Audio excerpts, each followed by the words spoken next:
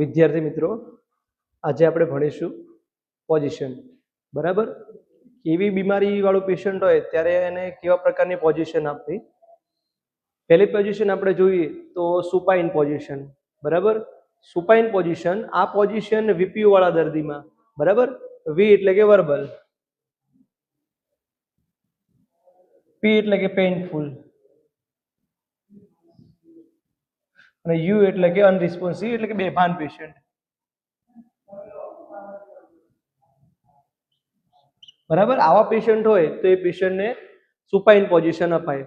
અને એલર્ટ દર્દી હોય અને તેને સ્પાઇનલની અંદર ઈજા થયેલી હોય તો એ પેશન્ટને આપણે સુપાઇન પોઝિશન આપીશું. ત્યારબાદ બીજી પોઝિશન જોઈએ તો લેફ્ટ લેટરલ પોઝિશન, એનું બીજું નામ રિકવરી પોઝિશન.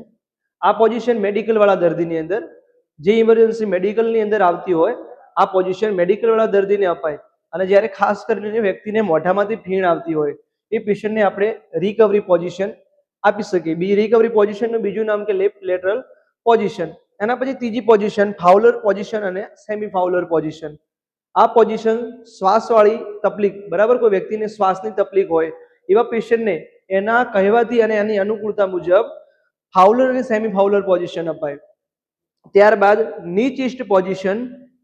આ પોઝિશન પ્રેગ્નન્ટ લેડીઝમાં ફિટસનું પ્રેઝન્ટેશન, બરાબર, ફિટસ છે એનું પ્રેઝન્ટેશન કેવું હોય, બટક્સ હોય અથવા શોલ્ડર ડિસ્ટોસિયા થયેલો હોય તો એ વ્યક્તિને આપણે ની ચેસ્ટ પોઝિશન આપીશું.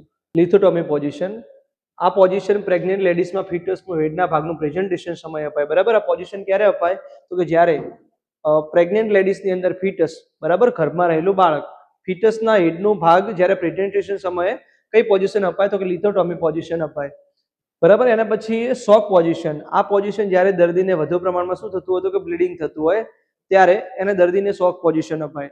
એના પછી ન્યુટ્રલ પોઝિશન. આ પોઝિશન ઇન્ફન્ટ અને નિયોનેટની અંદર એરવે ઓપન કરવા માટે અપાય. બરાબર? ન્યુટ્રલ પોઝિશન ક્યારે અપાય તો કે જ્યારે ઇન્ફન્ટ હોય, ઇન્ફન્ટ અને નિયોનેટની અંદર એરવે ઓપન કરવા માટે ન્યુટ્રલ પોઝિશન અપાય.